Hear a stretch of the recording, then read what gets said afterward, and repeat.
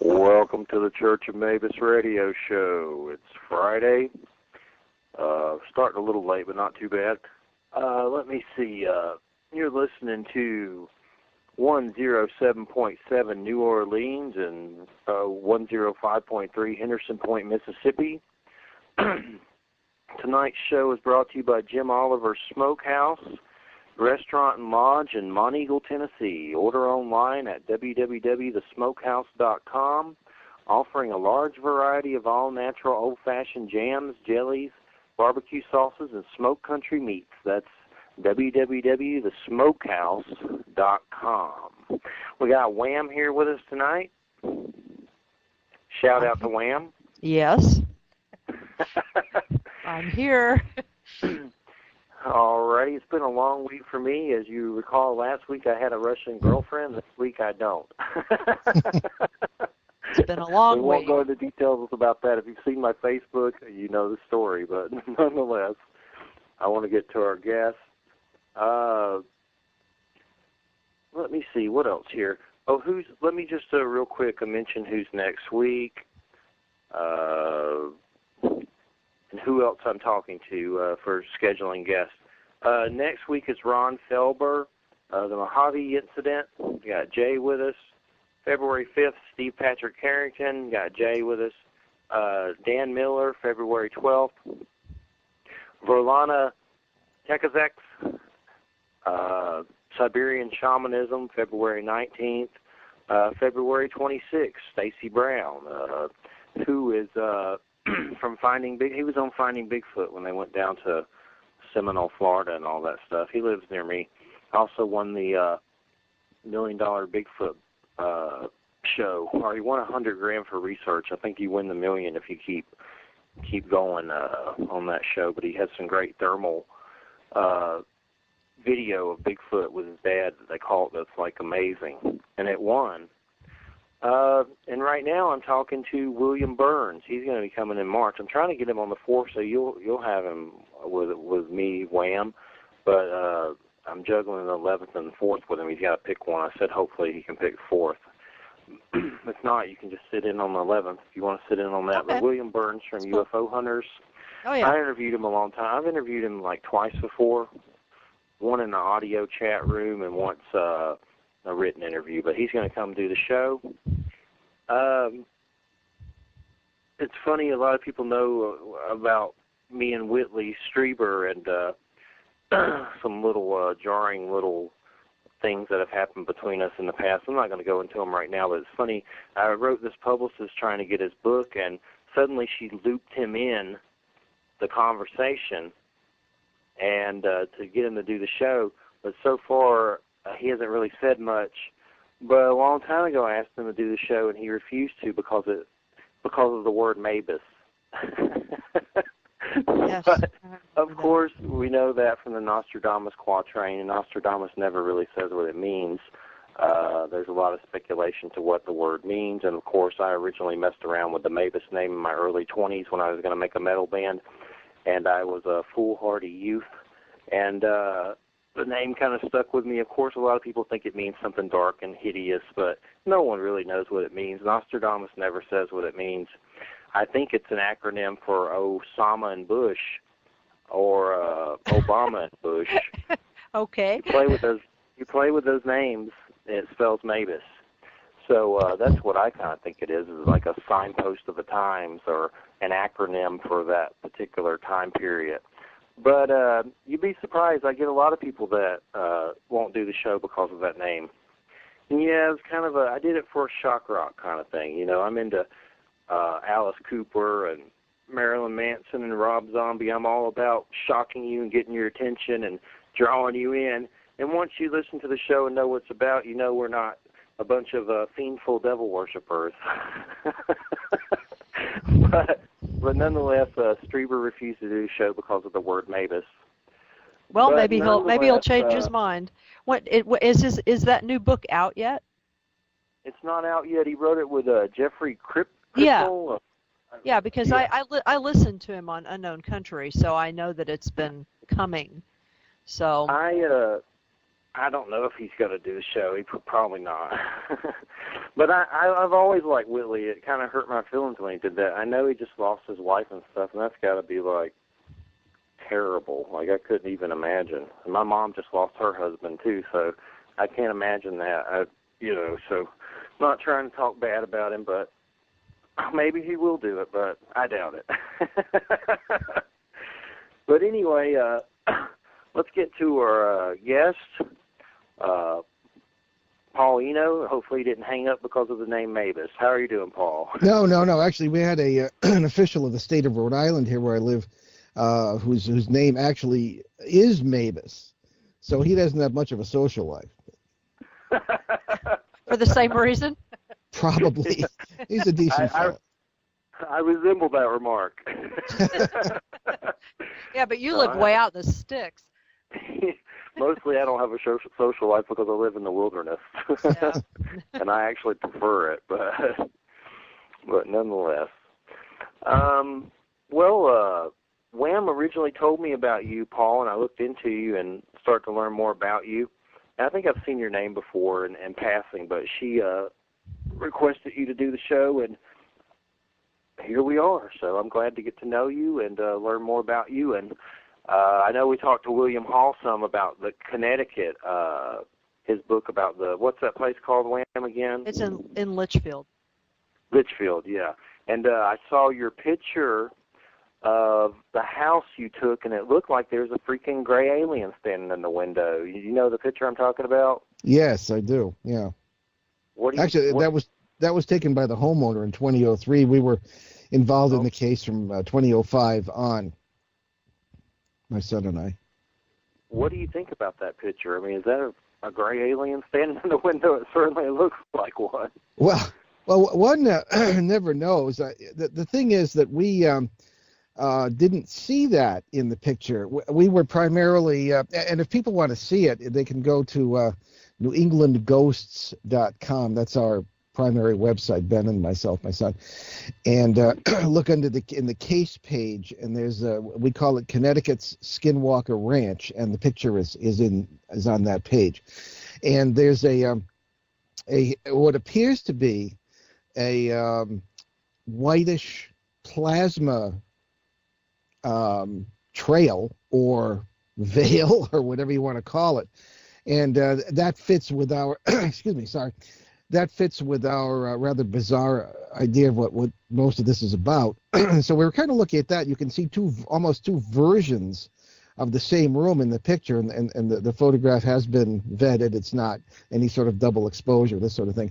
But then someone from Colorado, like 2 years ago, who listened to our show, wrote in and said, how come you didn't mention the alien in the picture? I said, what?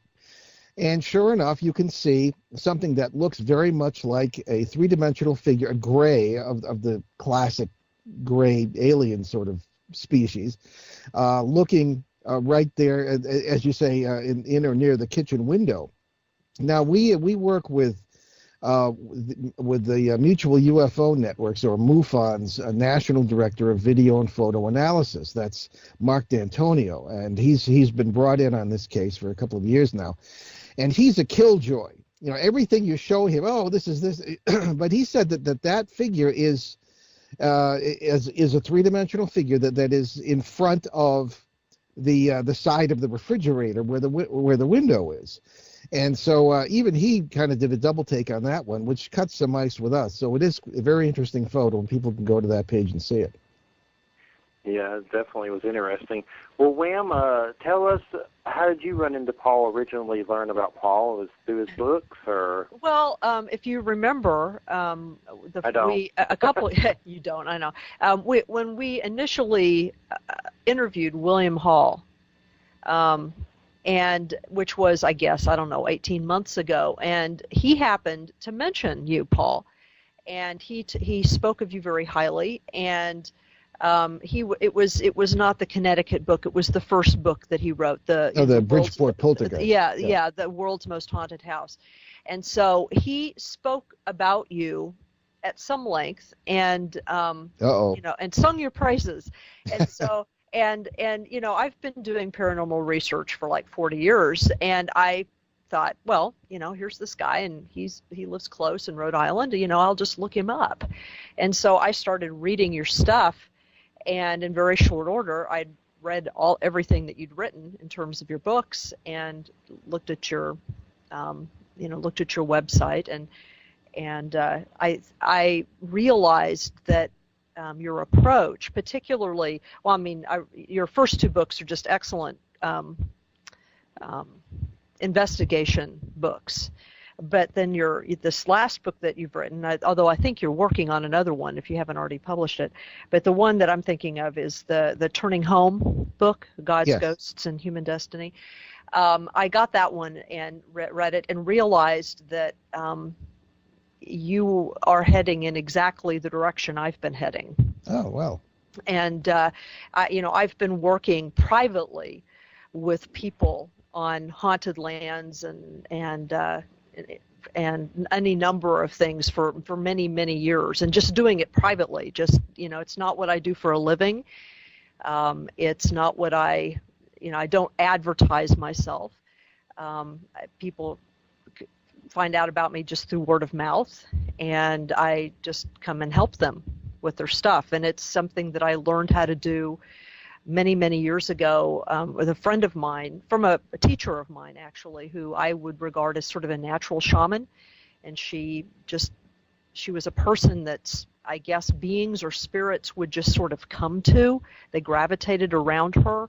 And she always told me that her purpose, or one of her purposes in life, other than making jewelry and having her daughter, was to help spirits move on and to cleanse places. And that's sort of what she felt like she was here for.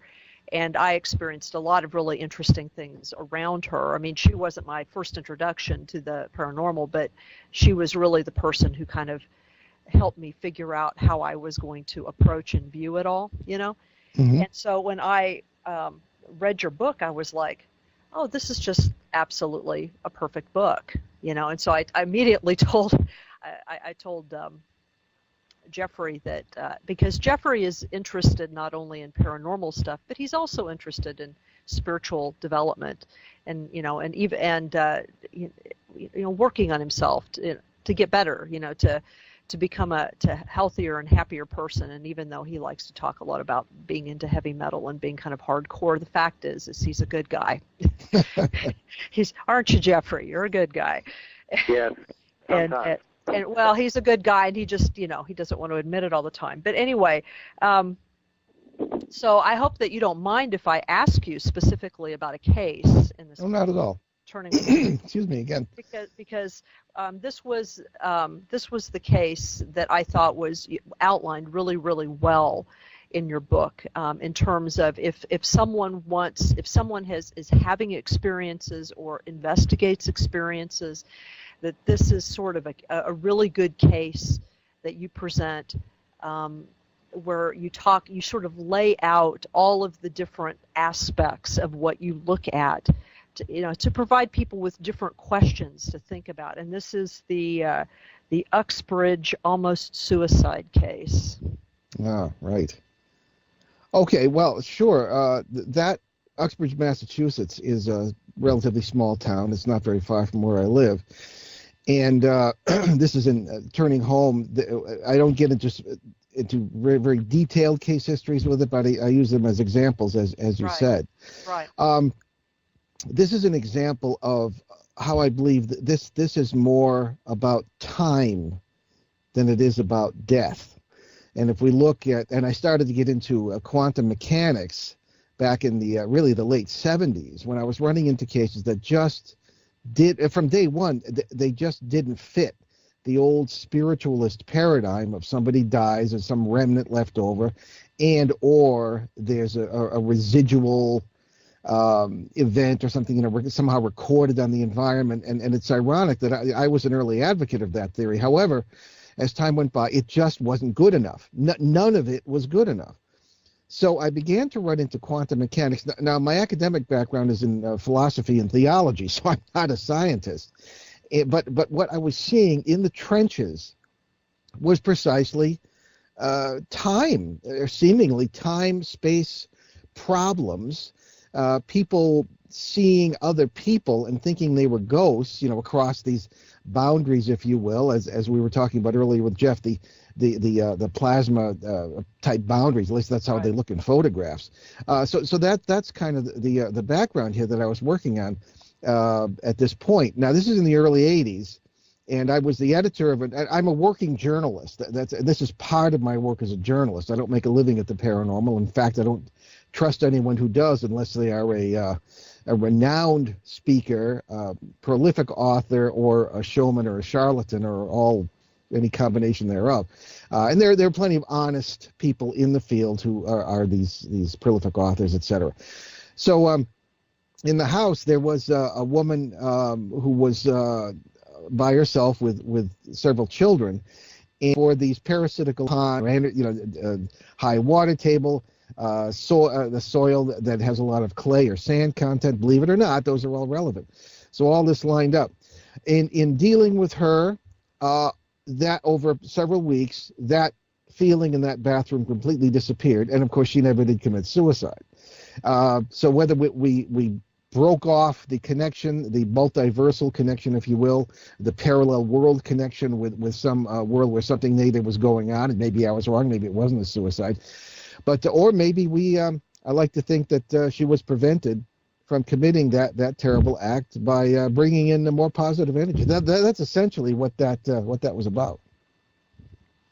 Yeah, I mean, what is wonderful about your account is how you go through, the process. You go through the setting in several different ways. You on one hand, you do some of the same stuff that regular, just quote unquote, ghost hunters do. You take you read the electromagnetic. You use one of those EMF. Well, electromagnetic field meters. Field. That was an interesting aspect too, because I hadn't yet got into the digital one. Yeah, if I can interject this, it's sure. People will find it of interest. I had a digital one, and as I say, I was editor of one of the local weekly newspapers, and an engineer friend of mine had said, "Well, why don't you, if you think there's an electromagnetic component to this, why don't you take an EMF meter?" And because I'd never heard of it.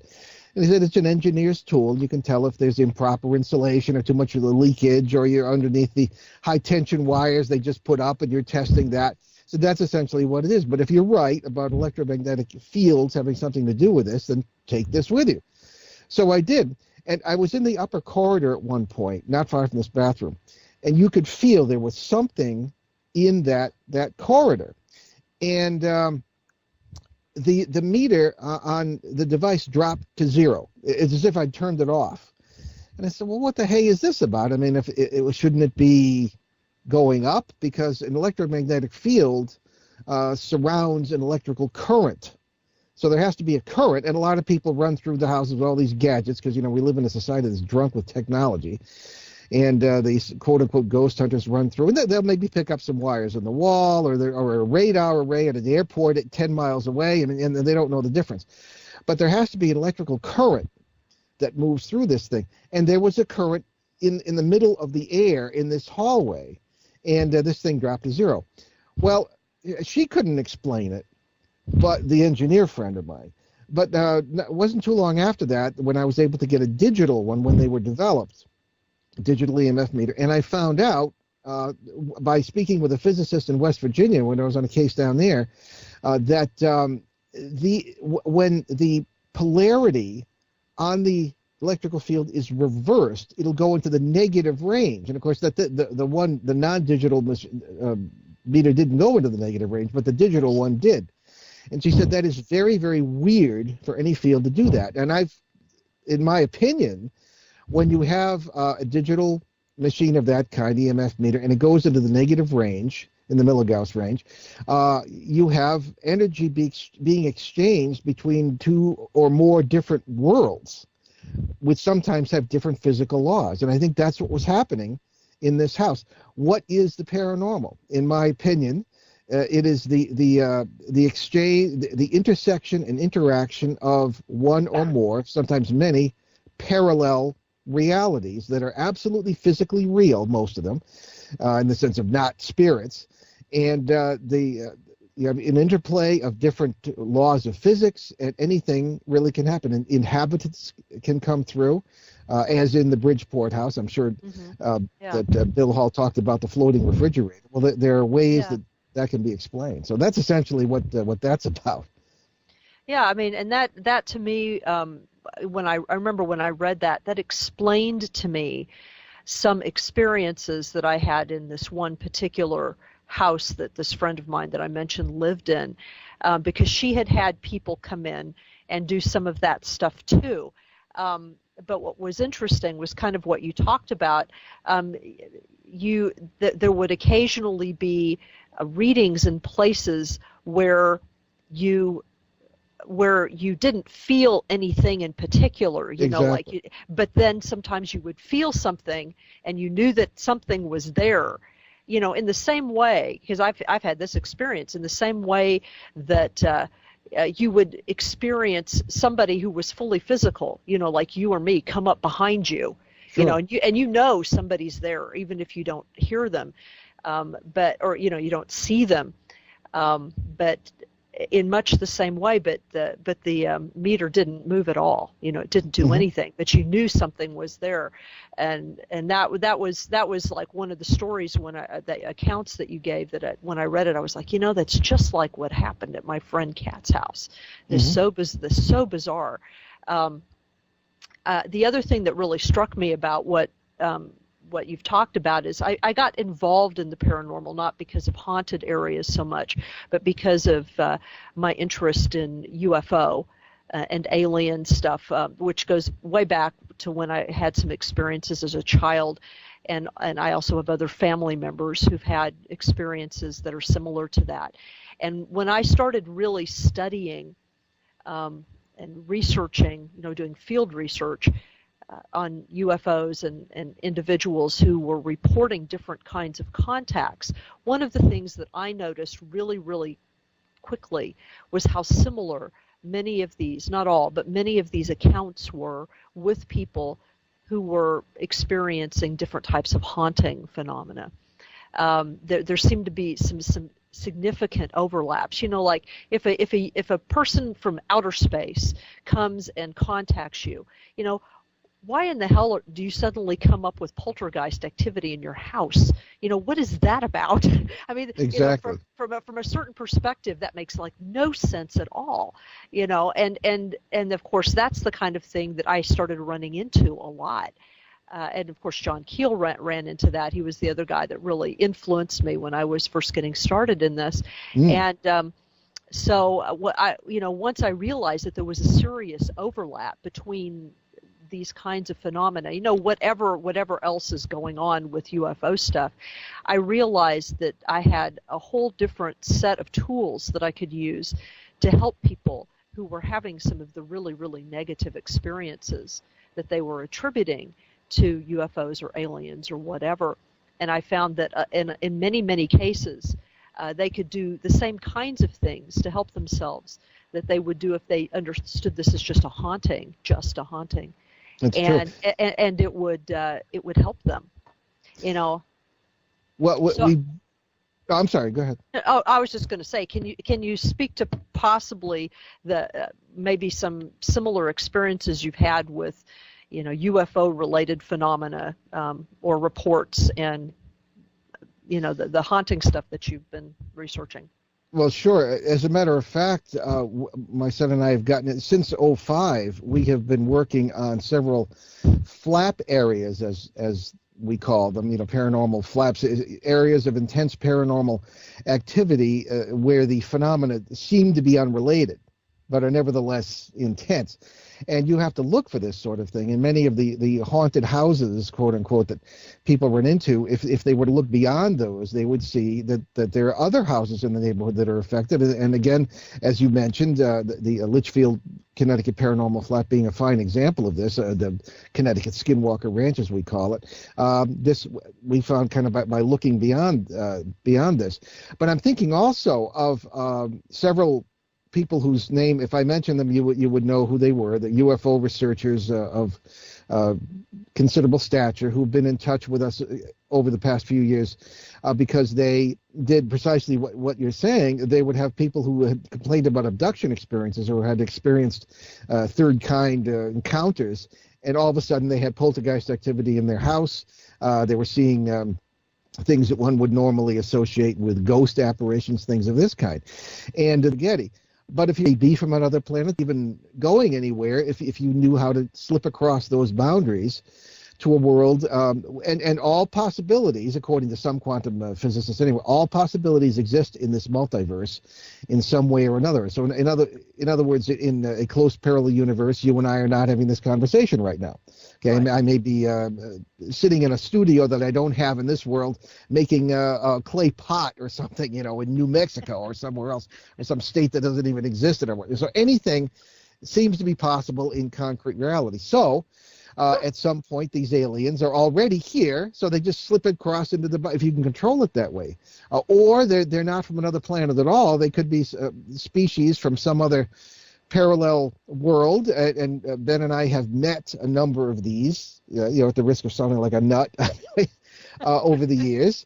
And, but what the hey? I mean, this is part of our experience. So we need to define our terms and consider the fact that we have a very not negative, but very narrow paradigm for our epistemology, for how we know what we know. And we just assume that ghosts are spirits of the dead. What else could they be? We assume that something lands on your lawn, it's from another planet. What else could it be? And it's the first day of school, I think. I mean, because there are so many other possibilities, and we're the ones who have to open up. So to get back to your point, this is why we've been asked to speak at a number of UFO conventions in recent years, is because people are beginning to see these connections, and that there are ghost phenomena involved in many UFO experiences. So in our own experience, to get to that part of your question, I would cite this Litchfield case, which started in 2005, as I say, with the woman in the initial 1793 farmhouse. And maybe Bill got into this in an interview with you, but she said this multiverse idea, she read my book Footsteps in the Attic, said this multiverse idea is the only thing that really explains all the goofy stuff that's happening around here and the things we're seeing that don't seem to be related to one another. And we got into that, and by 2009, this is about the time the military showed up, people were seeing grays in their bedrooms. We have a photograph that I unfortunately cannot share publicly, but it's from a security camera in someone's home, because there had been this is in this Litchfield area. There had been a number of break-ins, nothing was stolen, and people couldn't explain it. And they put this particular couple put a security camera around their house. There were different cameras, and the one in the kitchen caught the most incredible-looking lizard-like thing standing at their kitchen sink, and it's certainly not human, and people sometimes will shout and turn white when they see the picture.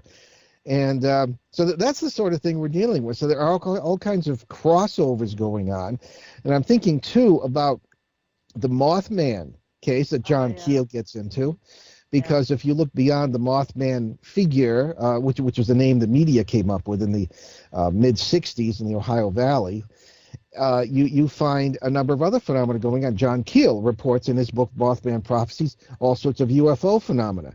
Ben and I were down there in 2003. He wasn't working with me yet. He was too young, but we were talking with witnesses who said that they were grown up now. They were children at the time. They'd heard footsteps on their roofs at night, red eyes looking in the window, looking out from under furniture, increased psychic abilities, so they said. The Men in Black thing that John writes about, and this sort of thing, apparitions, poltergeist activity, it all was there in this, what we today would call a flap area, and all connected. Maybe Mothman didn't know the Bigfoot, or the Bigfoot didn't know the aliens personally. They weren't, they didn't play cards together or something. But the same processes, in our opinion, allowed them to manifest in the same place at the same time. And there is interaction. So this is our approach anyway today. Hey, Jeffrey, what do you think of this? Is this cool? Yeah, definitely, most definitely. And sorry about the dogs. I don't know if y'all heard them or not. I didn't hear that. I was yakking. They were going crazy. But you mentioned Bill Burns. Bill is a dear friend. He's co-hosted our show, and he when we were doing the Rendlesham series back in 2010, long series we did with all the witnesses to the Rendlesham Forest case in England. He always had a dog out on his porch, and the dog would finish half his sentences. You know, stuff, and then and then this happened, and woof, So you're in good company then, Jeff. Sure. Definitely. Paul, I'm kind of curious, have you had any investigations at Skinwalker Ranch? I know you know a lot about it, but have you ever gone there? No one will talk to us about that case. We can't get near it, which is really odd. Now, obviously, we don't live near there, to say the least, but, we would go down. We've never managed to talk to George Knight, anybody else involved there. It's kind of strikes us as kind of strange, but I always will say in lectures, who needs it when you have Connecticut's Skinwalker Ranch, because you have a lot of the similar things going on. The people there report strange boxy figures bouncing by their windows, all that kind of thing. So far... The reason you can't get to it is Bob Bigelow, right? He bought it up, right? I believe that may be true, but supposedly there is a group of scientists working on that, and more power to them. I mean, we don't have to be involved to have any progress to say, certainly not. So, we'd just be curious about it because, again, a classic flap area. However, that being said, we have a contact in that vicinity, and you wonder, how do you cover a case with the scope of something like Skinwalker or the Litchfield, Connecticut case, which essentially takes up most of western Connecticut, even spilling over to the Hudson Valley a bit. So watch out there in Kingston. And, well, you know what? We got lots of stuff happening here. Sure. Yeah, well, because the big UFO flap that's still going on. It's still going on. So in any case, there are plenty of other places, and we're preparing to look into some others because there's the Bridgewater Triangle here in our area and nearby Massachusetts. There's an interesting photo on our site, by the way, if anyone's interested. That's the Bridgewater Triangle on that same case page at newenglandghosts.com. And there are photos that Ben and I took of what appear to be little people. Okay. Yeah. In the area, one among the many, and this goes back to the Native Americans. They were talking about weird giant birds, or the Thunderbird thing, UFOs. A Bigfoot supposedly picked up. Well, it's not supposedly. This is an official police report. Picked up the back of a police car with the poor policeman still sitting in it, and dropped the thing with him in it, and. This has been going on at least since the 1600s, according to the natives. But among these stories are tales of the Pukwudgies. Pukwudgie, yeah. Uh-huh. Yeah, which the Wampanoags tell me is not one of their names. So where it came from, I'm still trying to find out. It's actually I can tell you where it is. Okay. Because I realized, Jeffrey, that I forgot to plug a presentation that I'm doing next week. So I can tell you now where Pukwudgie comes from. This is a second version of that original one that I did in November, where I'm talking about cryptids and various native traditions here in the Hudson Valley, and actually going up into upstate New York. And Pukwudgie is a Munsee name. It is from the west. It's from over here. Okay. And it's one of the names. It's one of the names that is given to the little people. There are a couple of names. One is Pukwudgie. It's actually Pukwudgie, and the other is something like Wemetaconis. Wemetaconis is another name, and they refer to slightly different classes, if you will, of little people. Really? Yeah. Well, I learned a lot. Thank you. Well, one of the things that the presentation that I'm doing, it's at the Tivoli Library in Tivoli, New York, which is a little north of Red Hook in New York. And this is Red Hook in Dutchess County, not the Red Hook that's in the city. Right. But one of the things that this presentation talks specifically about is the relationship between native traditions and talking about like Bigfoot type creatures, which around here were called Masingwe, and a very important ritual which the Munsee around here did, and actually a number of the other Algonquin peoples had their own versions of this, and it was referred to as the Great House Ceremony or the Great Lodge Ceremony, and it was actually the single most important ceremony of the year, and it was focused on their relationship with this large hairy beast, who was regarded as the guardian of the forest, and the Pukwudgej, because the Pukwudgej were regarded as helpers. They would ride on the backs of the deer, and Masingwe was sort of the lord of the forest. He governed all of the animals that humans needed for the hunt to live on, and so it was very important to maintain a good relationship with him. Because if you didn't, then he'd make all the animals go away, and actually Snow was an important part of this too, because Snow was related to a character named Snowy Boy, who made sure that tracks would be available so that you could track the animals, if there wasn't enough snow, like there hasn't been now, people. Well, wait till tomorrow. There'll be some. Well, there'll be some, but we're not going to get that much of it. No. But anyway, so basically the talk is just about, it's about the types of relationships that natives had, and in some cases still maintain a little bit more to the north among the Haudenosaunee, the Iroquois, with beings that from our perspective we would call cryptids or paranormal beings, but from their perspective are just part of the normal landscape, and it's important just to have relationships with them, because when you do, then you have a larger set of familial relationships with the land itself, and all the consciousnesses of the land. I think we should stay in touch. We can definitely do that. That would be great. I've wanted to actually work with you for a while, or at least talk to you for a while. Well, this might be fortuitous then. Yes.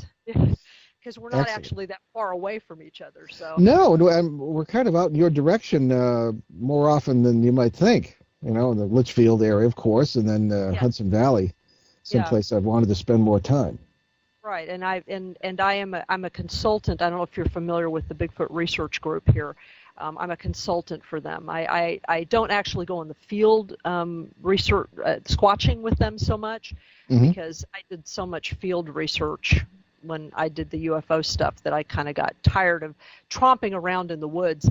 But I do go to like individual houses and stuff and do things with people there. But I'm in contact with them as well, and they have some really interesting information about stuff that's going on.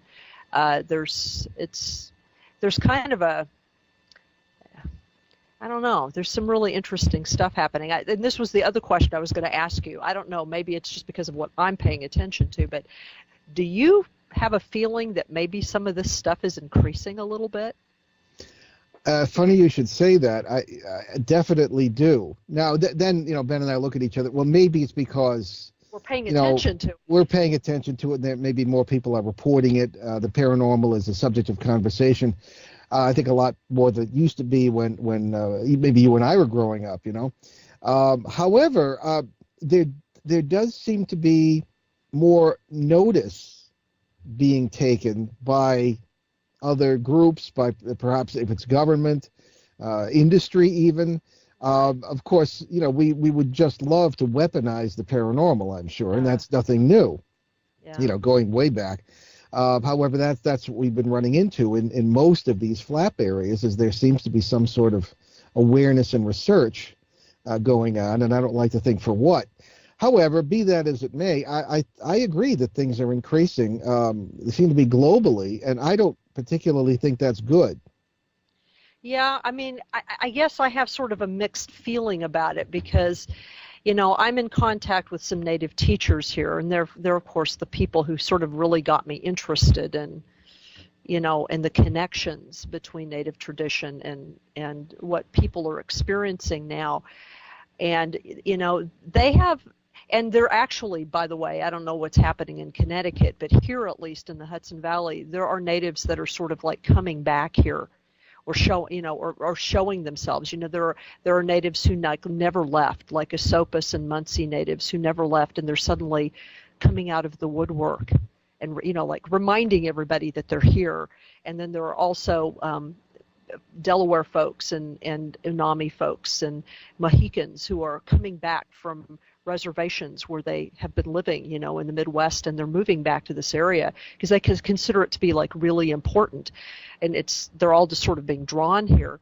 But one of the things that several of them have told me is that they feel like, it's the way they talk about it is it's like it's not necessarily a good thing in the sense of it being an easy thing, mm-hmm. but they do think it's an important thing because it has something to do, of course, they're going to talk this way, it has something to do with a change in consciousness that is happening and a bringing together of the worlds. And, some of it's not going to be very pleasant, but some of it is also really necessary for like another stage of evolution for something. And some of them talk about a stage of evolution for humans, and some of them mean a stage of evolution for the planet, whatever. But they do consider it important. So yes, I'm familiar with that approach, and I think it may have a part of it. But who knows for sure? But I certainly hope that's good. But I don't know if it's all, well, as you suggest, if it's all going to be, unicorns jumping over the rainbows. Oh, and yeah. Things, I see, because I've worked so many years with these parasitical entities, who are perhaps a balancing force in the multiverse or whatever. I don't know. I think it might be a little darker than we think. I don't know. I hope not. From the, in communicating, and again, maybe we're schizophrenic, maybe we're nutballs here, but I mean, it seems as though in communicating with various species in a number of ways, meditation or sometimes waking experiences during cases or whatever, there is, I guess you might say, a concern in the multiversal neighborhood, right, that something is not good, that these parasites, when the world boundaries thin, the natives talk about thin places, when they thin greatly across our neighborhood, so to speak, our family of world families, as we would call it, then parasites can have easier access and have been known to destroy certain worlds or parts of world families. World families being the progression that our consciousness goes through in a typical day, where things are, the sun comes up in the east and sets in the west, or maybe there are glitches where you put your keys down on your dining room table, you turn around and they're gone because something's not quite perfect, but that sort of thing. But and there seem to be some concerns among other people who think the way we do, that there might be a lot more negativity, but it will be okay in the end. So maybe in a way we're kind of saying the same thing, but I think there may be some parasitical influences here that need to be have some attention paid to them, because I've seen what these things can do in places like the Bridgeport house that Bill wrote about in the World's Most Haunted House, or in families where they are farming and feeding for the food value. And one looks back to cases such as the Bell Witch Project, the Bell Witch case of the 1817, 1821 in Tennessee, and before that to areas where these parasites may have, may have literally taken over tribes or ancient communities. And all you have to do is look in the British Museum. And I mentioned this in Turning Home, where you have these really nasty little deities that, sure, maybe they reflect the backside of life when you could get killed or eaten by a lion or something. But they also, where's the love? Who could love these things? As opposed to like Isis and Osiris and some of the really positive ones from later history. And I think these parasites may have great influence at times over large groups of people, communities of people, So you get down to today in the 21st century and some of the things that are going on. What influence might they have in the halls of government without people even knowing it? I mean, it's a scary I think people are responsible for their own actions, and people get the government they deserve. But on the other hand, what other influences may be present? I mean, I don't know. I don't like to think about it, but this all may have something to do with what we're discussing, some sort of maybe the next step in evolution, or some of the negative stuff that may accompany it. Hold on for a second. We lost Jeffrey. Jeffrey got dropped. All right. Oh, there you are. Me, or did everybody there drop? You are. I'm here. Yeah. What I mean is it? What time Hello? is it? Are you there? I'm here. No, you're here. I know. Yeah. Jeffrey, Okay. I'm trying to reach Jeffrey by Facebook. His line got dropped.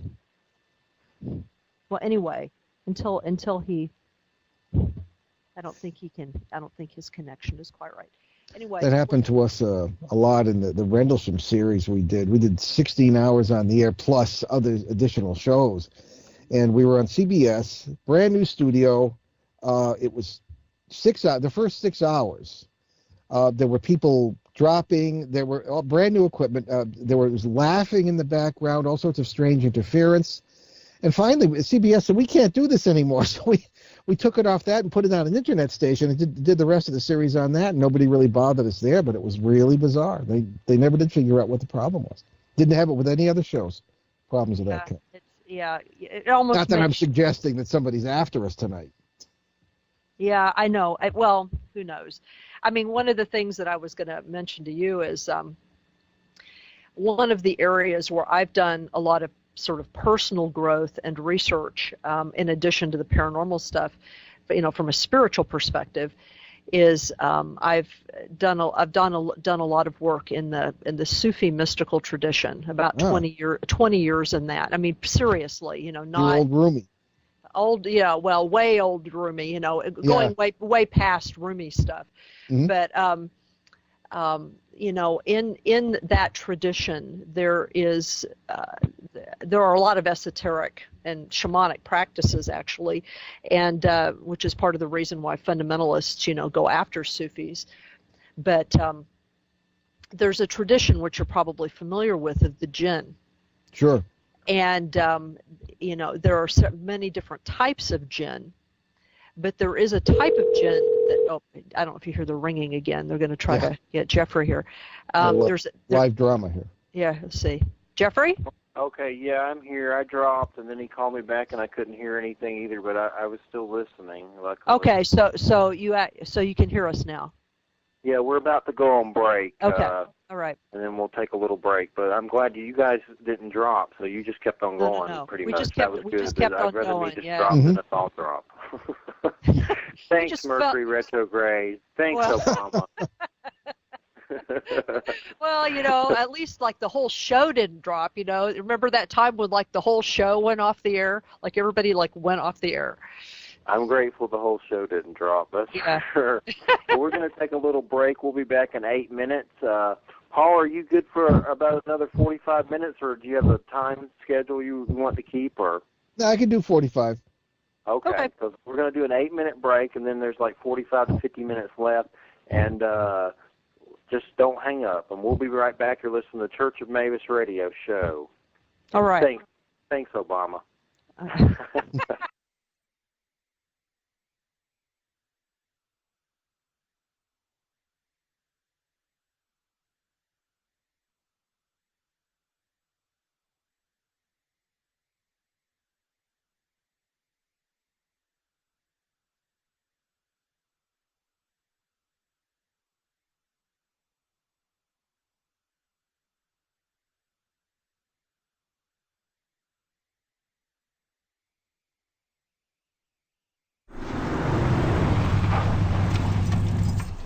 Get out. Are you serious?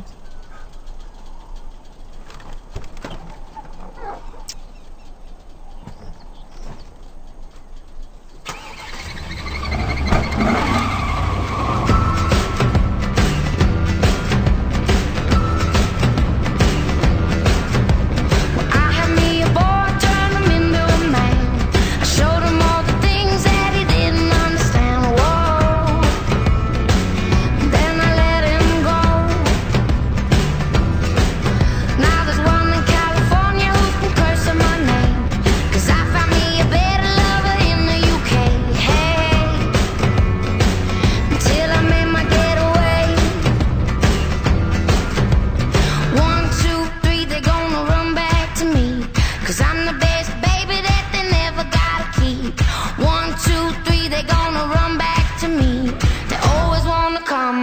never wanna leave.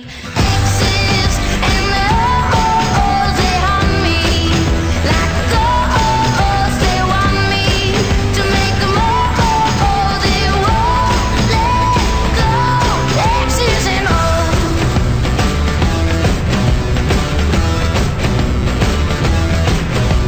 I had a summer lover down in New Orleans, kept him warm in the winter, left him for three. They gonna run.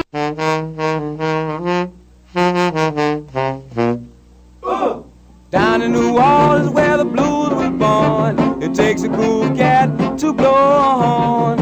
On LaSalle and Rampart Street, the combos play with the mambo beat. The Mardi Gras mambo, mambo, mambo, Mardi Gras mambo, mambo, mambo, Mardi Gras mambo. Down in New Orleans,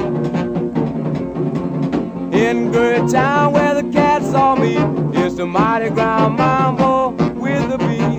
Shout and cheer for the Zulu King, and truck on down with the mambo swing. The Mardi Gras mambo, mambo, mambo, Mardi Gras mambo, mambo, mambo, Mardi Gras mambo.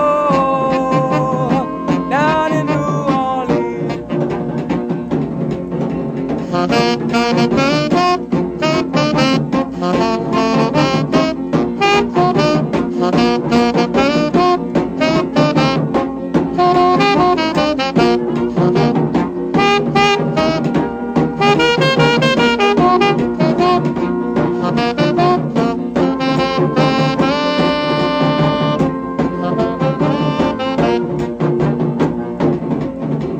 Down in New Orleans where the blues were born, it takes a cool cat to blow a horn. On LaSalle and Rampart Street, the combos play with the mambo beat. The Mardi Gras mambo, mambo, mambo, Mardi Gras mambo, mambo, mambo, Mardi Gras mambo. Down in New Orleans, Mardi Gras mambo, mambo, mambo, Mardi Gras mambo.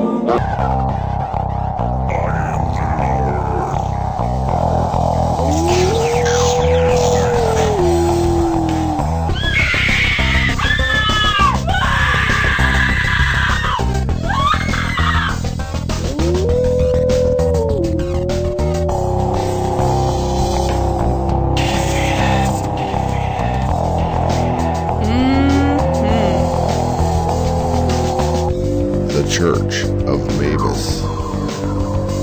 Into the night.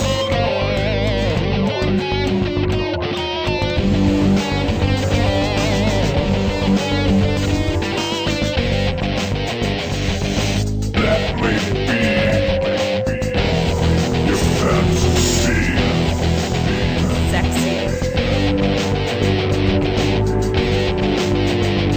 Metaphysical. The dark side.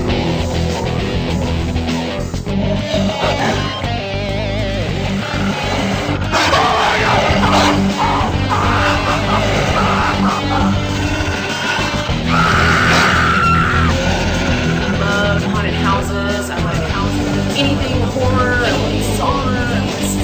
All of it. All of it. Deeper and deeper and deeper and deeper and deeper and deeper and deeper and deeper and higher. Oh yeah, me like it. Higher, deeper and higher and higher and higher and deeper and deeper and higher. You mean I could go mad? Higher, deeper. I am the Lord. Rocket, rocket, rocket. I'm shaking. The Church of I'm Mabus. stoked. I'm stoked. I'm ready. Awesome. This is awesome.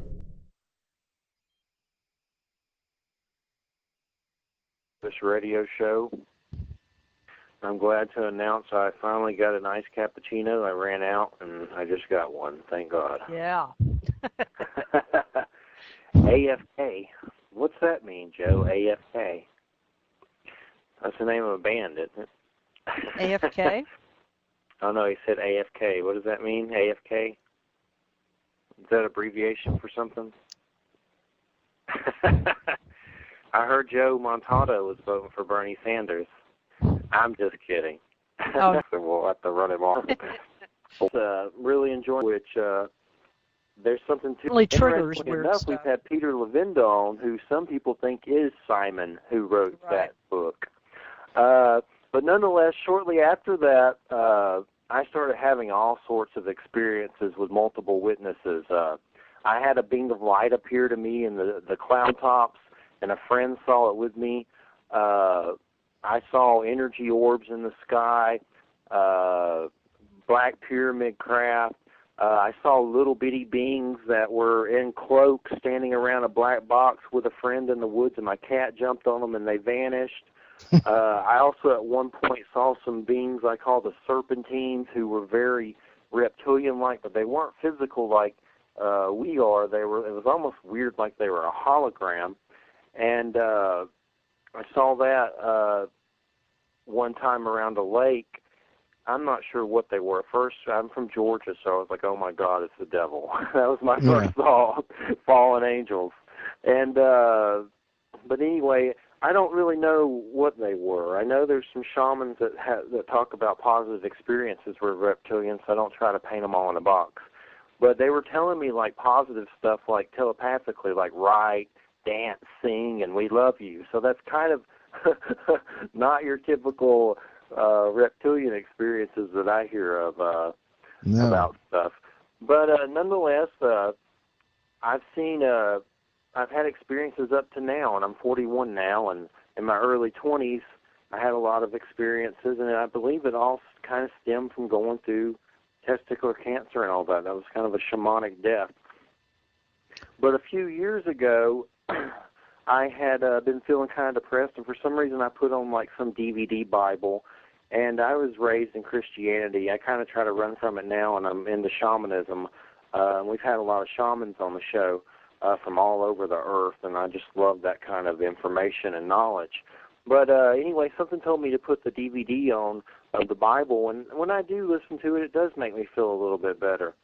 And what happened is I went outside, and something told me to go outside, so I went outside and I looked over my house, and I saw two people made out of light leaving my house. It was like two people, they looked like humanoid shapes, made out of light, just leaving my house like it was no big deal at all. And they came from out of my roof and flew out of the sky and just went towards the heavens.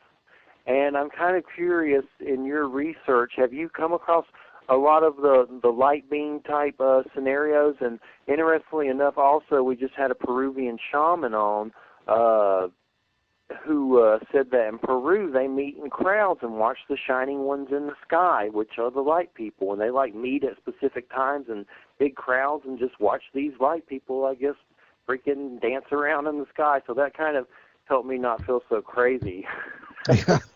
But I'm just kind of curious, what is your perspective on like the light beings and stuff like that? What do you think about that? Well, again, it's a term we apply for an experience we have, and I and Ben, my son, have had a number of experiences like that. Now, I have a background in the seminary. I studied for the priesthood for years, Roman Catholic and Eastern Orthodox. Later on, I switched to the Eastern Orthodox, which I thought was more original, but be that as it may. But throughout this period, I was working in the paranormal, and including with interviewing a couple of shamans, one in Australia, one in Quebec, and I was thrown out of the seminary for doing this. They just didn't like my paranormal work. I should have my nose in my books, and that was about it. But in the course of all this, Jeff, I ran into beings as well, not intentionally, but you could call them light beings. I have my own names for some of them. And again, I feel that they are neighbors from parallel realities. Now, it's interesting that you went out and saw them coming out of the roof and kind of going up into the sky. Well, apparently so did many of our remote ancestors. I mean, as a matter of fact, had there been no supernatural beings, what they perceived as supernatural beings, there would have been no religion.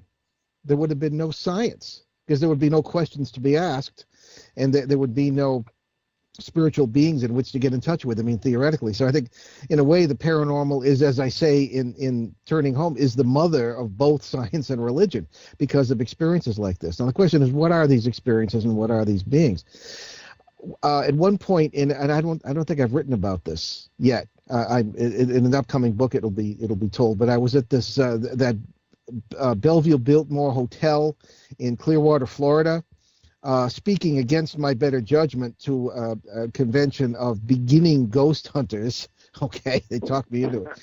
And in the course of this, and I didn't dare tell anyone at the convention this was happening, I was dealing with a man trying to talk about suicide who was occupying my room in a parallel reality. And we actually became rather good friends, I think. And he was at an angle up by the ceiling. I find that spatial relationships among these worlds are not necessarily the same as we experience them here.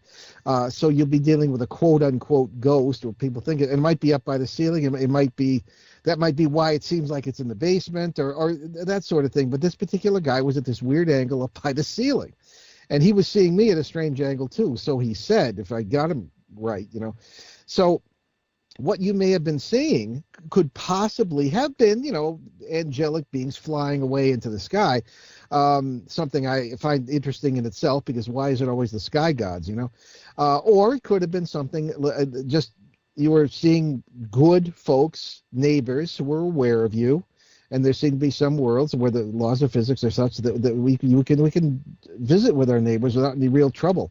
I had a really strange experience with that on the border of Canada with a woman who thought she said she was a medium, psychic medium, but anyway, it's another story. But it was actually this guy standing in a railroad station across the river in a different reality. So.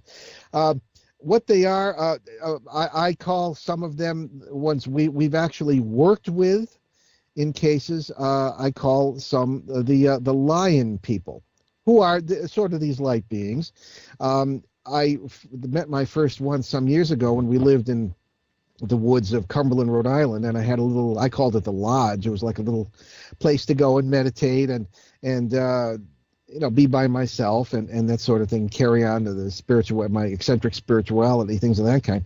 And I came out of there one night, and standing right in front of the door in the woods was the most beautiful being, which had 4 legs and looked almost kind of like a horse, only had the head and the face of not the head, but really the face of a lion.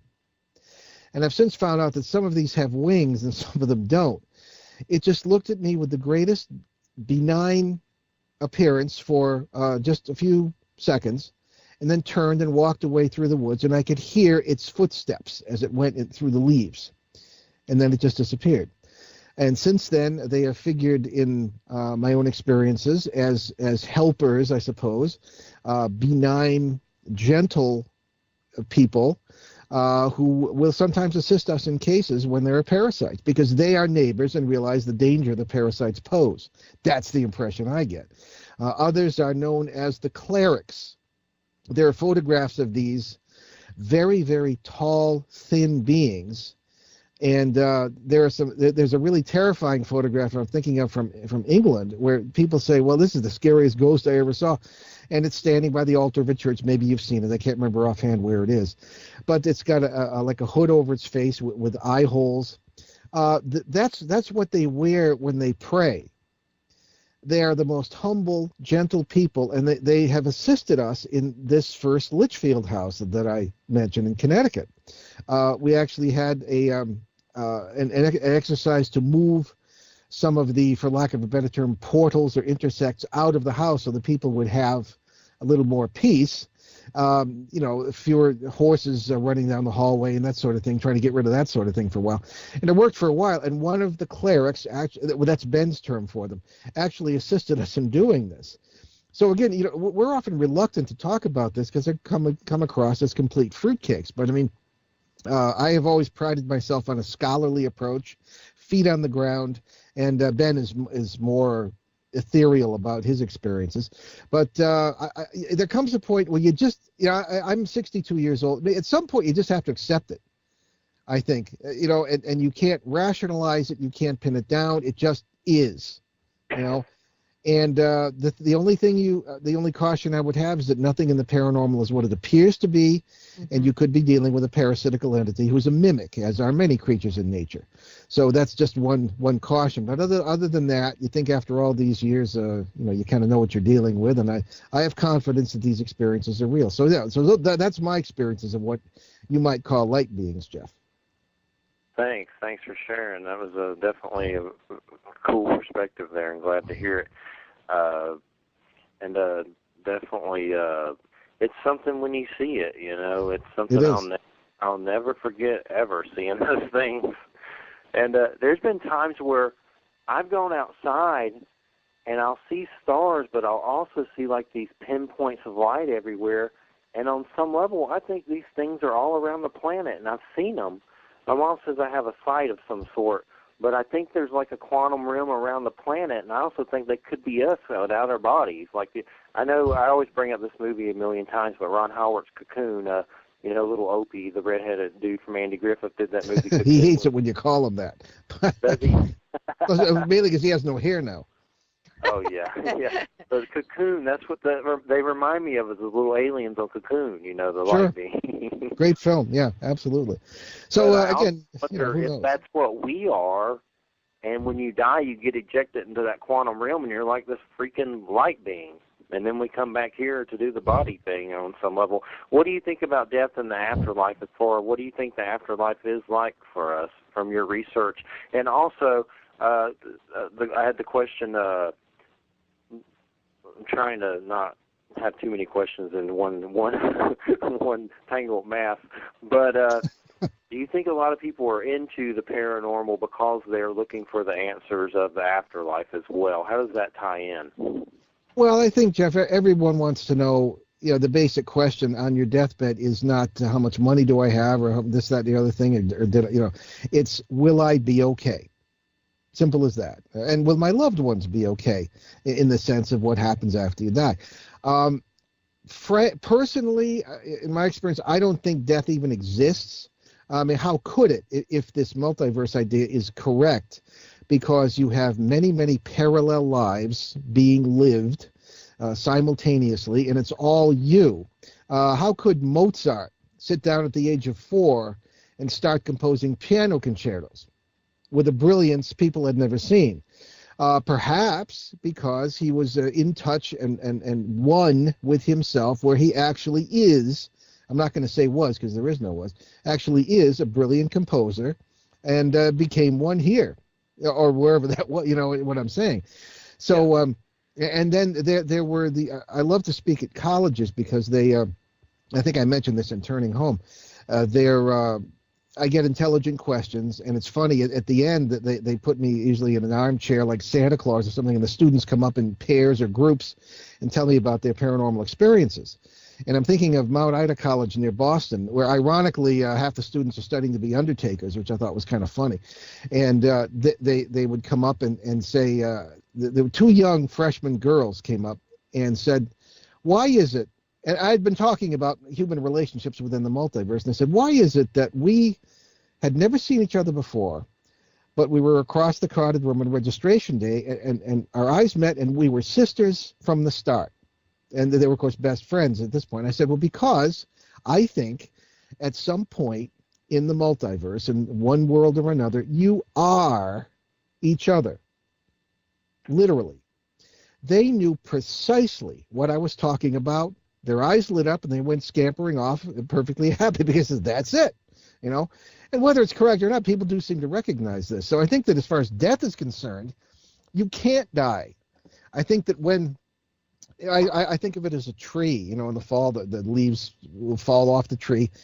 But you are the tree, you're not the leaf. In the island theory, Ben and I were always criticizing, you think your leaf is all there is to it, that your body contains within you, your brain contains everything, even what you call the soul, and you're kind of an island separated from everyone else, and that's why ESP is such a mystery, because nobody gets it. And I don't think that's true at all. I think we are a super being. We are ourselves across all these many lives, and taking it even further, we are each other.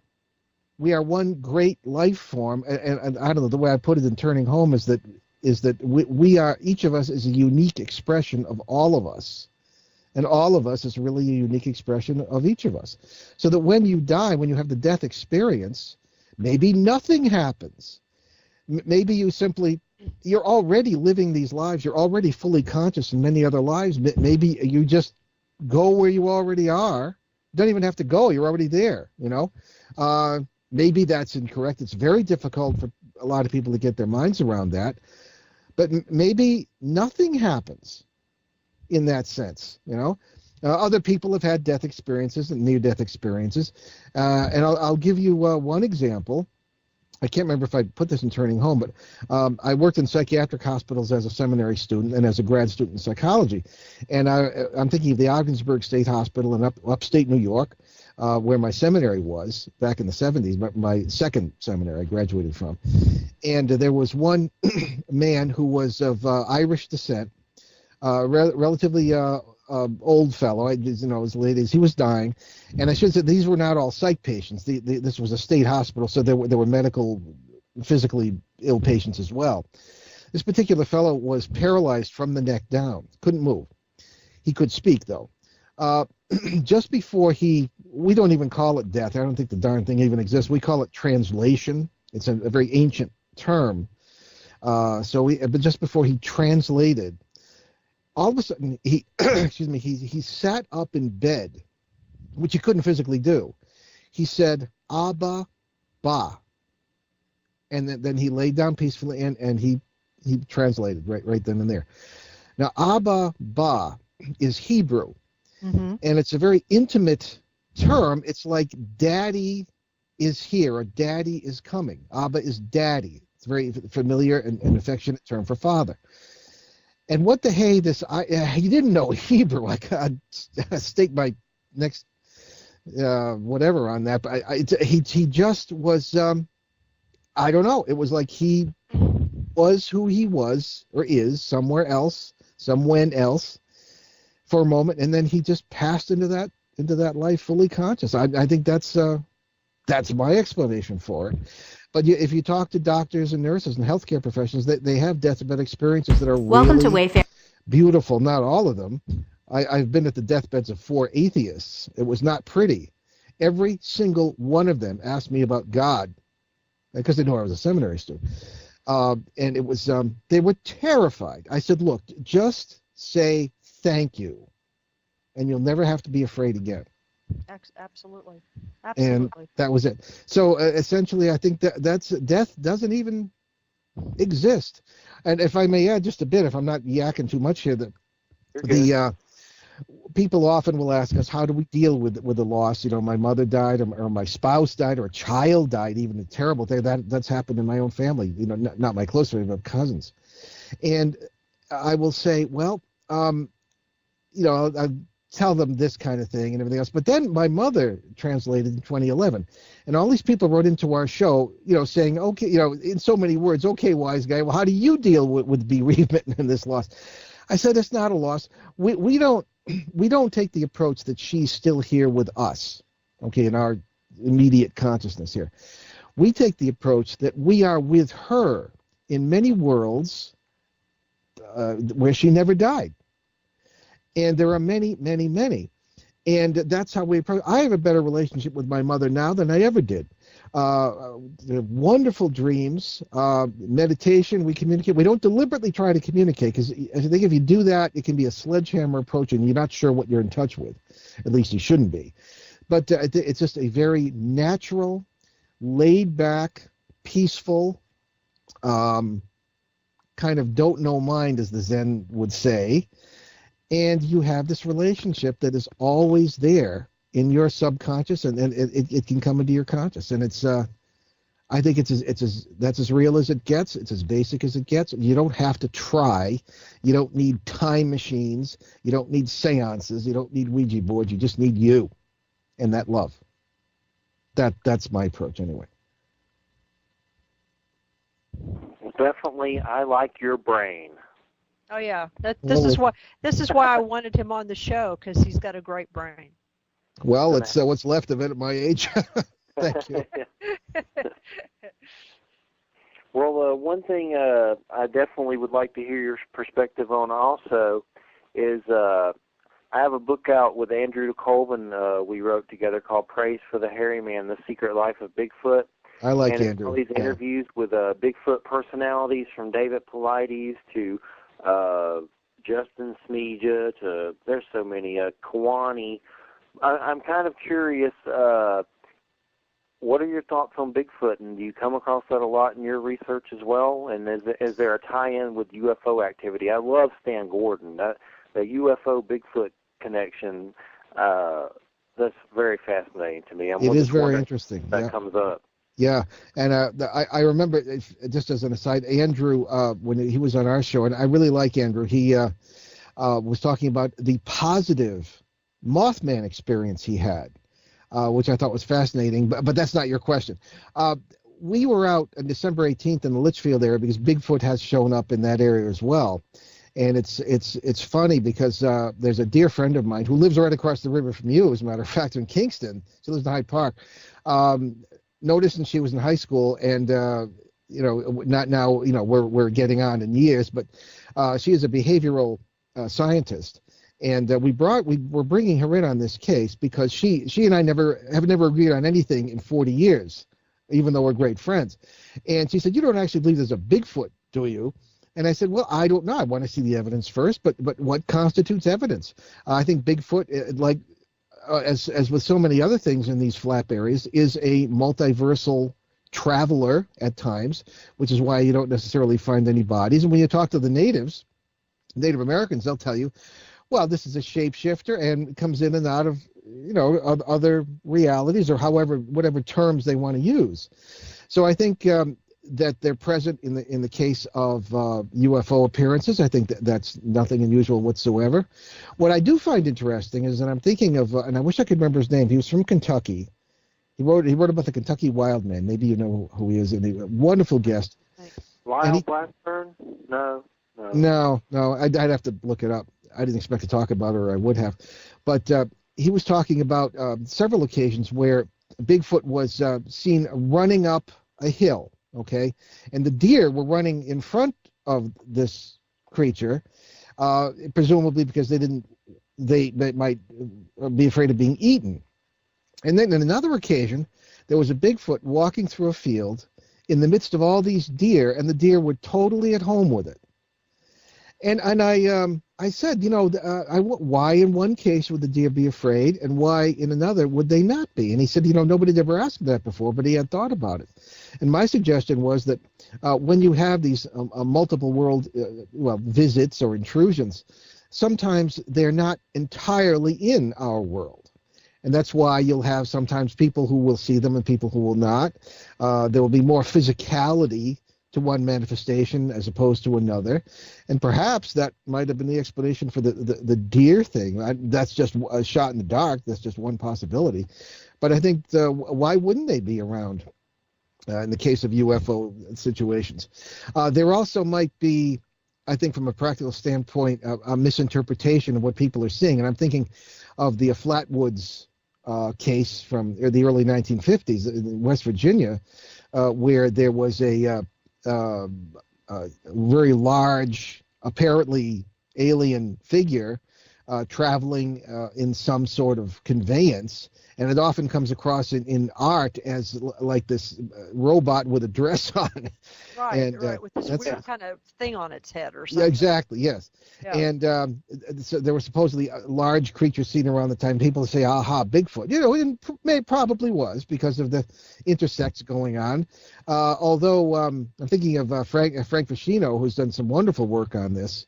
And it seems like a very mechanical kind of approach to the craft and where they came from and other things that were going on that night with the Air Force. It doesn't seem all that multiversal. So if Frank is correct, we may have Bigfoot being seen in the presence of something that was not necessarily all that multiversal. But the question is, how do these things travel? They may call upon other realities, as I say, traveling across the boundaries in order to get someplace without really traveling and this sort of thing. And that in itself might create intersects where Bigfoot might manifest. But that's, again, a shot in the dark. Who really knows? But the presence of Bigfoot in the case of UFO experiences is, I think, undeniable and rather common. Was the guy's name Philip Spencer that you're talking about? I don't remember. Could be. Because, he's from Kentucky. Yeah, there's mystery. It might have been Philip. I'd have to look through our own. Is the mystery of Panther Rock or something like that? Yeah, I've heard of that too. And I'd have to look. I have to tell you off the air when I look it up. But what wonderful show we did with it. This goes back several years.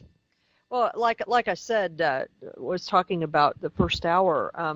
At least up here among the Algonquin people here, the Bigfoot character or the Bigfoot being, if you will, was always associated with deer, or associated with hunting animals or animals that humans hunt, and the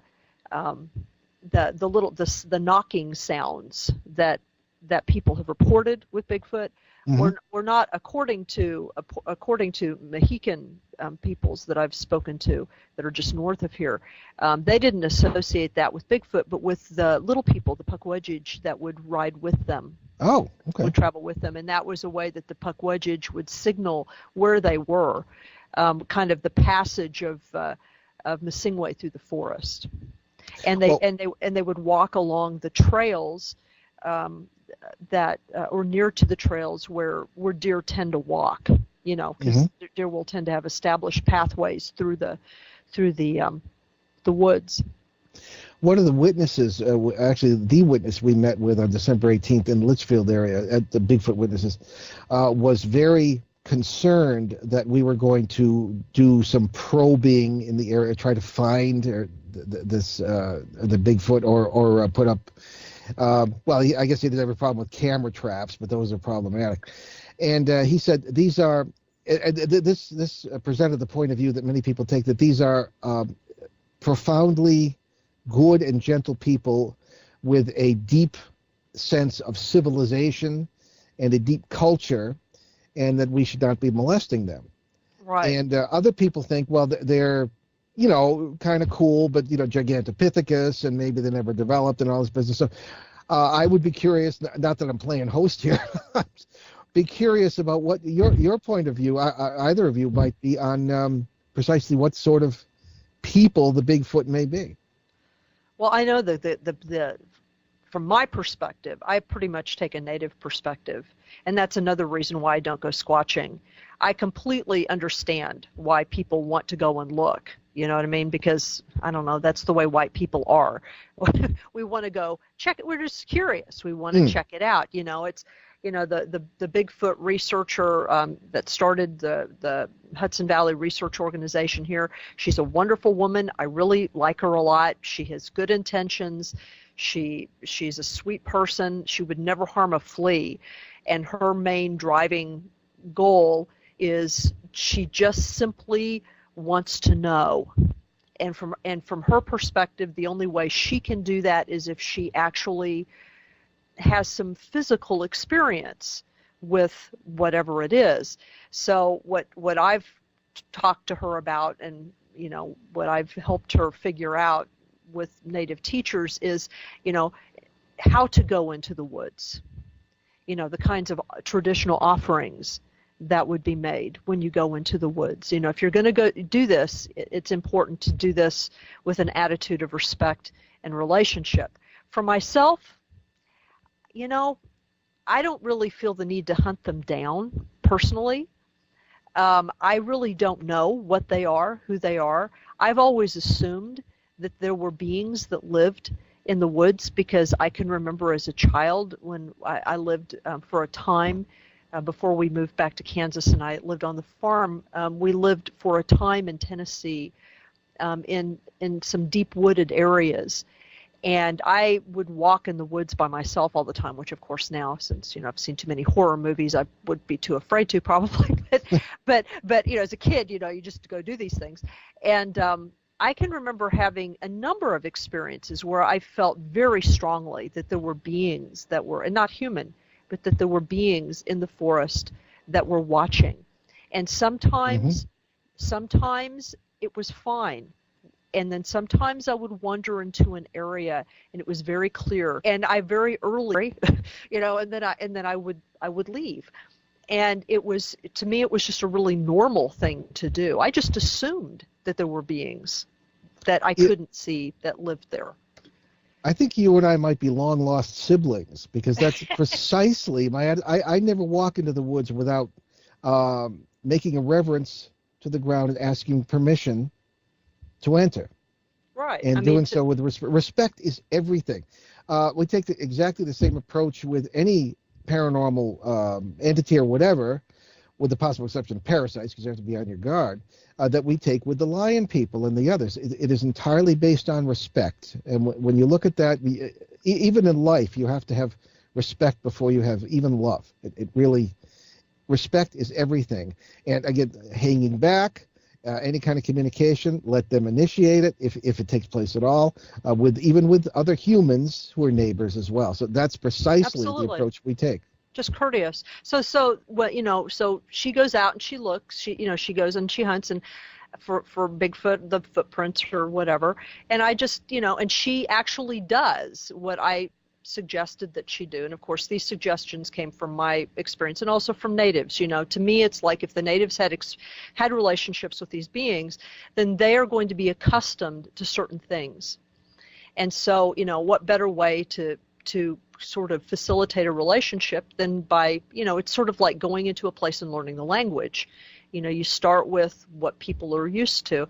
And she's told me that ever since they started doing this, like around her house, because she actually, her present house is actually on an old ceremonial ground that became part of the original patent when it was sold to her husband's family. Her husband has had this land for 300 years, her husband's family. So it goes like way back, almost to the beginning of the settlement period. And so she's told me that since they started doing this, her whole relationship with whatever's going on has changed. Well, that's true. So, and that affects your whole life, because there was a certain wave, I don't know if you want to call it, that of positivity, perhaps, that will affect all your life. If you have a positive attitude, it affects you, your life, and everyone in it. And this is just an extension of that same principle, I think. Yeah. So Jeffrey, you need to be polite. Yes. Sorry, there was a ruckus in the chat room there, and I got distracted. I'm listening. I just have to keep up with these wonderful listeners in the chat room. Also, just real quick, I don't know if Joe's listening, but if he is, Joe Montado, owner of UPRN Radio, saw him on cam earlier. He's looking really sexy tonight. But it's his birthday. Yes, I told him happy birthday. I have to just give me about 10 seconds here. Happy birthday to you. Happy birthday to you. Happy birthday, little Jojo Montado. Happy birthday to you. I'm too tired to do heavy metal Marilyn Manson's voice right now. Yay. All the parasites would come running. Yeah.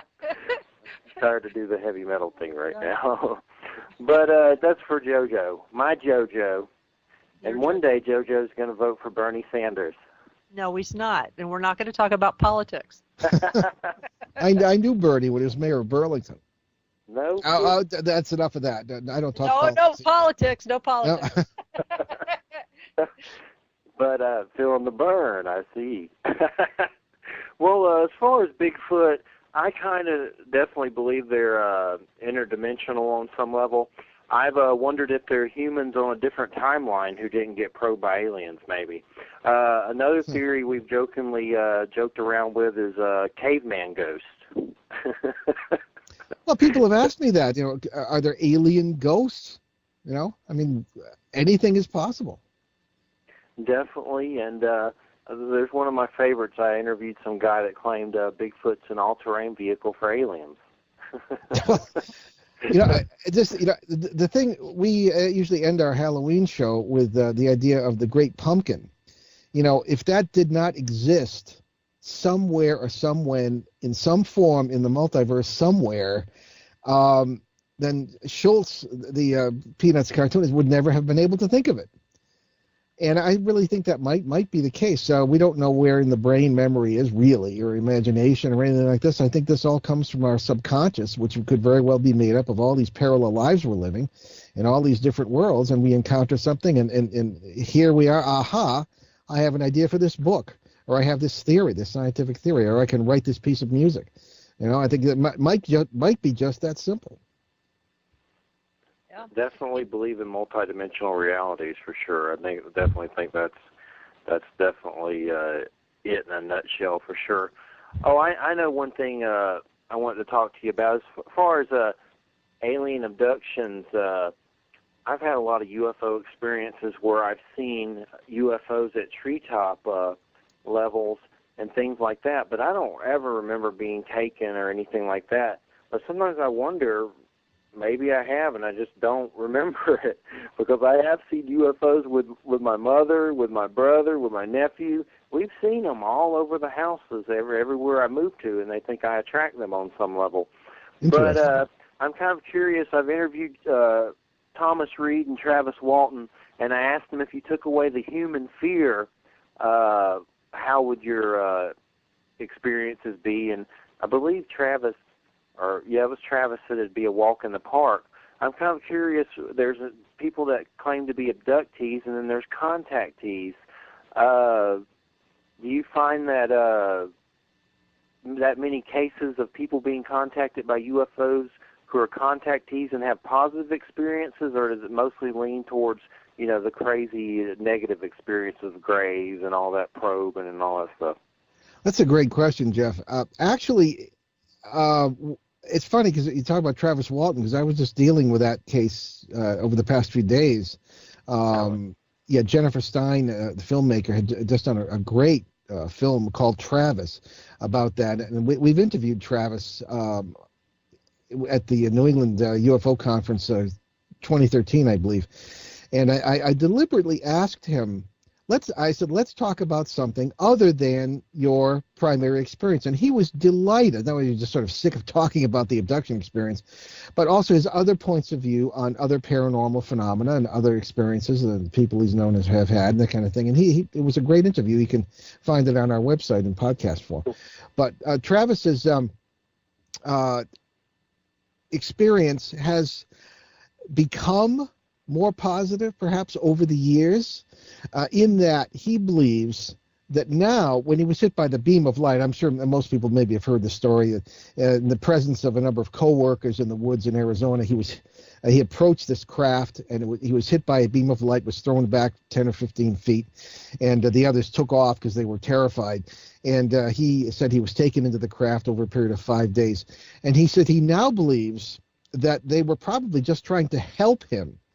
They weren't necessarily being curious or abusive or obtrusive or anything like this.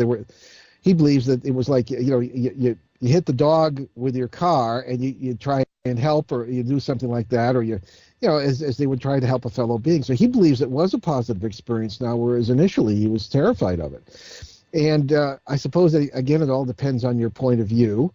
But and there do seem to be more negative experiences, people who feel violated and this sort of thing, than positive ones, at least from people I've spoken with. I myself I suppose you could consider me an experiencer from some of the cases I've mentioned on the air tonight, but those did not seem to be space aliens in the classic sense of the word. Maybe they would fit the bill, but nobody's ever experimented on me that I know of. Probably wouldn't dare, but in general, the experience I've had with others other than parasites has been positive, and I think that in general, the experience does tend to be negative with abductions. However, people sometimes change their minds, as has Travis Walton. I'm thinking, too, of other people who have had, and Tom Reed. Tom Reed will tell you that as a boy, and when he and his brother were taken into this craft, it was not necessarily a negative experience. And I don't think, and I know Tom pretty well. I don't think he's changed that opinion. But there are a lot of people who had positive experiences to begin with, and others who have had negative experiences to begin with, and later felt that they were positive experiences. Maybe that's confabulation or rationalizing. I don't know, but that seems to be how it is. So there are a lot of positive experiences with abductions, seemingly. Well, we're getting to the end of the show, but one thing I wanted to say is I had an experience once where I was having trouble when I first started doing the radio show. I was having trouble getting guests, and I guess people didn't know who I was, so they just kind of ignored me. And then I said a prayer, and I was in December, I forget what year, but something told me to go outside once again like they did with the light people, and I was like, I ain't going outside, it's cold. But I finally did, and I saw up in the sky these like red UFOs, and I call them fireflies. That's what they look like to me, like red glowing fireflies in the sky. I screamed from my brother and his son. They came outside and saw them too, and it was almost like whatever they were knew we saw them too, because they kind of like slowed down, and there was like 3 or 4 of them. Well, anyway, shortly after that, I started getting interviews. Next thing you know, I'm on the phone with Stanton Friedman, talking to Lloyd Pye, interviewing them, Nick Pope, and I started getting interviews like weirdly. Like I was on the phone with Stanton Friedman hanging out, which was, I never thought I'd talk to any of these people ever. It's when I first started doing radio, and it was correlated with the UFO sightings. So that's why I think the radio show and the stuff that happened to me kind of led up to doing the show, and it's about raising awareness on some level about all this stuff. That's what I think. So I think there's definitely positive ones, and sure, there could be some asshat ones, of course, but I do think that I do know from experience there are definitely positive ones, no doubt about it. Oh, yeah. Well, Paul, I want to thank you for doing the show. I've loved it. I'm going to, how many books do you have? I'm going to have to grab them all and get into your brain some more. Well, it depends on who you talk to. There are 4 with my byline, including a history book, probably with no interest. Next year we have coming out from Schiffer, A Cosmic Journey Behind the Paranormal, written by Ben and myself. That's and then, the one I was thinking of, yeah. Oh, okay, yeah, and then I'm still working on what the book, What Ghosts Have to Say About God. I'm still working on that one, but so there'll be a few more. And what's your website that you can give everybody? Okay, newenglandghosts.com or behindtheparanormal.com. That's the show website. All right. Well, we really appreciate it. And let Wham, you want to say something before we depart, Wham, there? Yeah. The only thing I would ask, because I don't know how quickly Joe is going to cut us off, is what's the best way for me to contact you? Why don't you email me, Paul at behindtheparanormal.com. I definitely want to talk to you. Okay, Paul at. And this is through your website, right? Yes, you can. There are links on the website. Yeah. Okay. So and just to warn you that the email that I will be sending you, it's going to be attached to my very long Arabic Sufi name, but in the subject line I will put "This is Wham." Oh, great. Okay. So that you'll know that it's me. It's all right. Well, we really this appreciate is not some it, Paul. I've wacko loved person it. calling me. Thanks a lot, and thanks, Wham, and everybody. Thank you. We'll be back next Friday. Everybody have a good weekend. Good night, everybody. Good night. Coming up next, Supernatural Substation. Tune in. Talk to you later. Take care. Good night. Bye-bye. Happy birthday, Joe.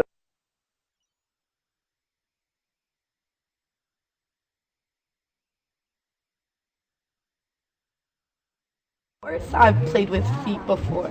You know you're the biggest. Yeah, I love feet. You know I like it. You know, saw the toes.